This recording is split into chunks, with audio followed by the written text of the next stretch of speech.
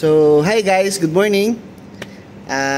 Welcome to our YouTube channel, and once again, may papakita ako sa inyong new build.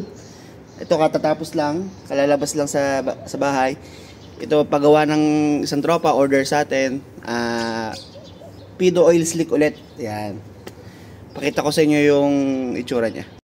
So, ito yung bagong build natin, Pido Q1 na oil slick. So, quick specs lang tayo. Naka-stock motor siya. Yan.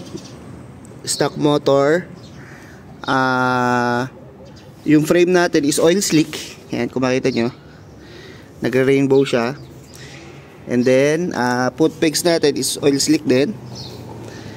Then, gumamit tayo ng Meroka na 44mm na sealed na headset.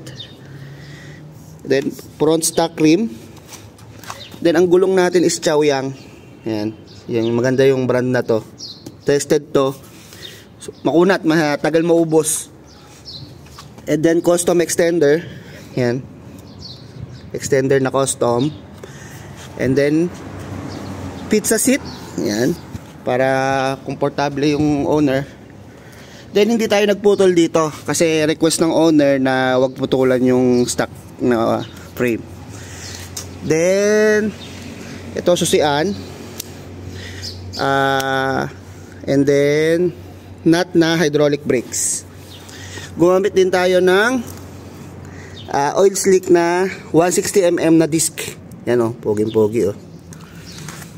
And then, yan, sa likod naman ito. Yan.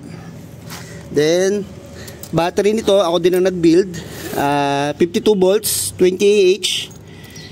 Yan. Gumamit tayo dito ng Tesla Panasonic 21700 na baterya. Yan. Charging port, nasa loob lang. Then sobrang linis ng loob. Ito charger. Yan.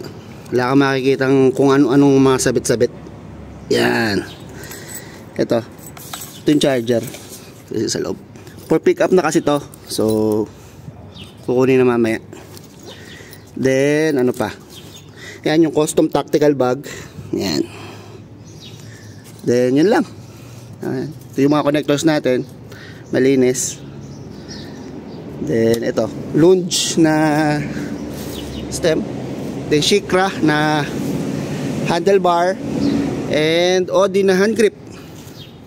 So, dito sa Katsa Reals, ang presyo nito is 3,200 reals.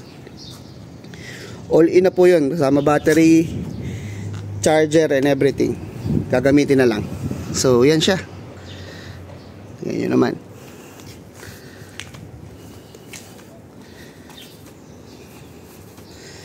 So, for pick up na to mamaya.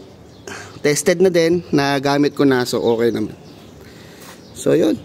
Kung gusto nyo magpa-build ng custom Pidos, sabi lang kayo sa akin kung ano gusto nyo specs, then kaya natin yan gawin. So, maraming salamat sa pagsubaybay sa ating channel.